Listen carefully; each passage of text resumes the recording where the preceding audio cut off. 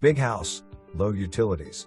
This large open 4-bed, 3-bath, 3,600 finished square feet solar-powered home has been completed renovated, located on 6.78 acres with beautiful views of the rolling southern Indiana hills.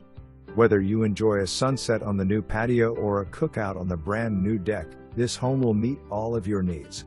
In 2020, an addition was added to include an expansive owner's bedroom suite. 2 additional home office spaces below help you beat the rising gas prices as you work at home. Smithville Fiber at site. Lots of natural light fills this home.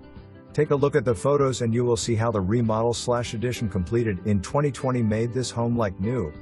This included a completely new exterior with new siding, soffit, fascia, gutters, windows, and doors. On the inside, the majority of the home was taken down to the studs and new insulation and drywall was installed. New flooring, tile, and luxury vinyl planking installed throughout the entire home. Plumbing, lighting, and electrical updated throughout the home.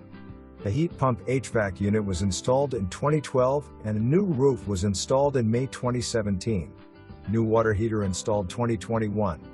This property is not part of a platted subdivision, so there are no covenants and restrictions or HOAs.